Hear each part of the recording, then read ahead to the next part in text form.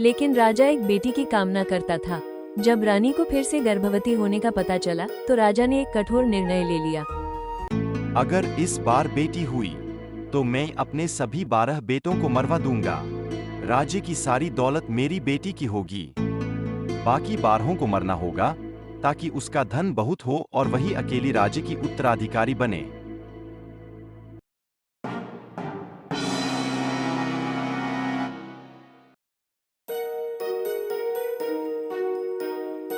हे भगवान, मुझे अपने बच्चों को बचाना होगा।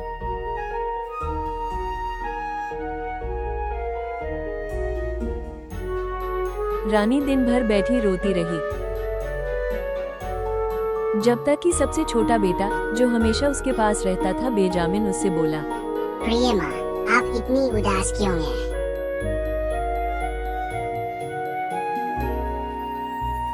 मेरे प्यारे बेंजामिन, तुम्हारे पिता यदि मेरे गर्भ से लड़की हुई तो तुम सबको मारकर दफना देंगे। तुम अपने 11 भाइयों के साथ जंगल में चले जाओ। रानी ने एक गुप्त योजना बनाई और अपने बेटों को बुलाकर सब कुछ बता दिया। माँ, हम चलेंगे, लेकिन क्या हम कभी वापस आ पाएंगे? तुममें से कोई एक सबसे ऊंचे पेड़ पर चढ़ना और महल के बुर्ज की ओर देखना। यदि मैं एक बेटे को जन्म दूंगी तो मैं सफेद झंडा लहराऊंगी। यदि बेटी हुई तो मैं लाल झंडा लहराऊंगी और तब तुम तुरंत भाग जाना। ईश्वर तुम्हारी रक्षा करे। मैं हर रात उठकर तुम्हारे लिए प्रार्थना करूंगी।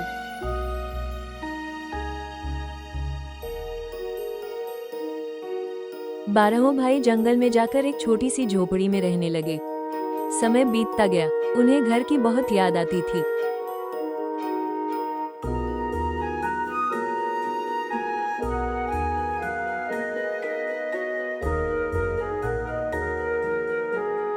काश कोई दिन ऐसा आए जब हम वापस लौट सकें।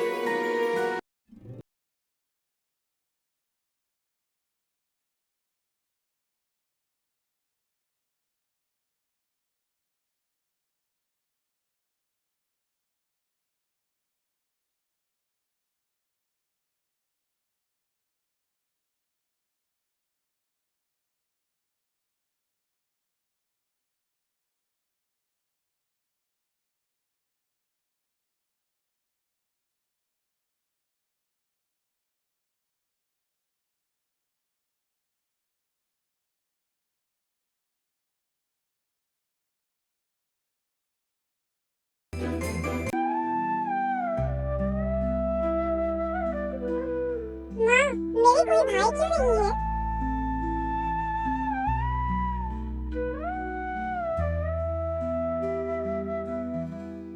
हैं, थे, लेकिन उन्हें मैंने जंगल में भेज दिया था। वे अब कहाँ हैं, पता नहीं।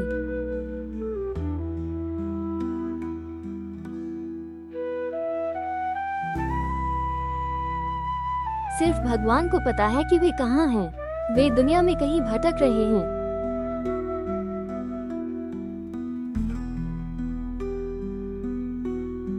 प्रिय माँ, मत रोइए। मैं अपने भाइयों को ढूंढने जाऊंगी।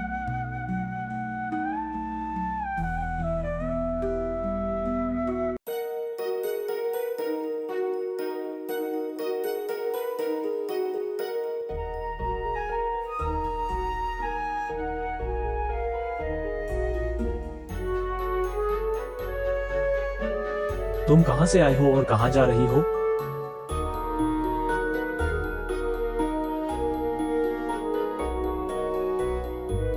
मैं एक राजकुमारी हूँ और अपने 12 भाइयों की तलाश में हूँ। जब तक आसमान नीला रहेगा, मैं चलती रहूंगी जब तक कि उन्हें पा न लूं।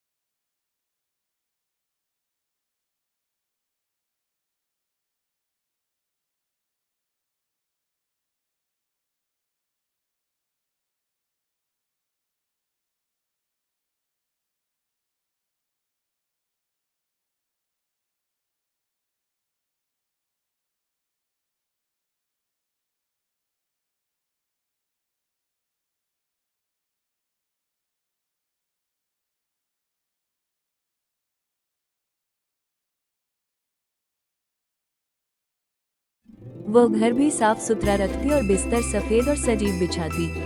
भाई हमेशा प्रसन्न रहते और वे उसके साथ सुखपूर्वक रहने लगे।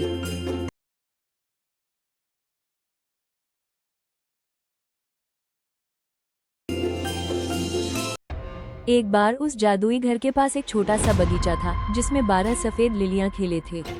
अपने भाइयों को प्रसन्न करने के लिए उसने वो 12 फूल तोड़ लिए ताकि जब वे खाना खाएं तो वो प्रत्येक को एक एक फूल दे सके। लेकिन जैसे ही उसने फूल तोड़े उसी क्षण 12 भाई 12 कौवों में बदल गए।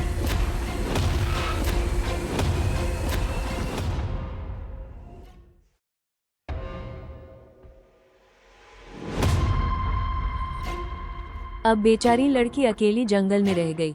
इधर उधर देखते हुए उसने पास ही एक बूढ़ी औरत को खड़े पाया। बूढ़ी औरत ने कहा, मेरी बच्ची, तुमने क्या कर डाला? तुमने 12 सफेद फूल क्यों तोड़ दिए? वे तुम्हारे भाई थे और अब वे हमेशा के लिए कौवे बन गए हैं। लड़की रोते हुए बोली, अब मैं क्या करूं, मेरे भाई? बूढ़ी औरत ने कहा, दुनिया में केवल एक ही उपाय है और वो इतना कठिन है कि तुम शायद उन्हें कभी मुक्त न कर सको। तुम्हें पूरे 7 वर्षों तक मौन रहना होगा, न बोलना, न हंसना। यदि तुमने एक भी शब्द बोल दिया, चाहे 7 वर्षों में केवल 1 घंटा ही बाकी हो, तो सब व्यर्थ हो जाएगा और तुम्हारे भाई उसी एक शब्द के कारण मारे जाएंगे।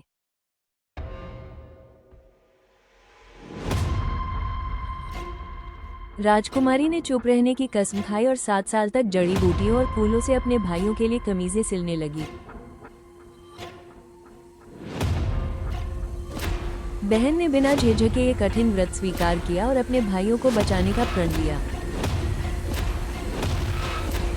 दिन ब दिन बहन अपने मौन व्रत को निभाती रही। होंठ कभी शब्दों में नहीं ढलते थे, लेकिन उसके हाथ लगातार काम में लगे रहते।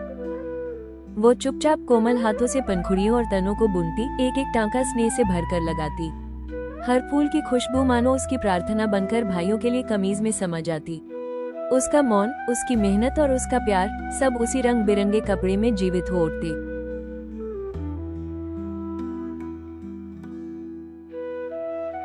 गांव की गलियों में वो धीरे धीरे चलती, आंखें झुकी हुई, होंठ बंद। लोग उसे देखकर मुस्कुराते, बच्चे उसके पीछे दौड़ते और बूढ़ी औरतें उससे हाल पूछती, पर वो किसी से एक शब्द भी न कहती।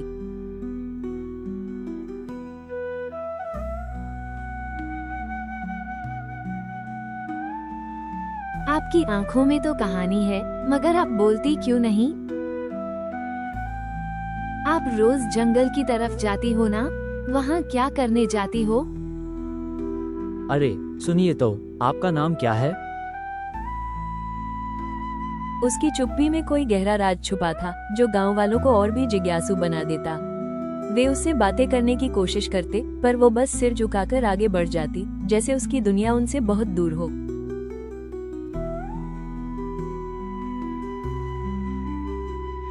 वह लड़की कुछ बोलती नहीं है। जरूर कोई जादूगरनी होगी।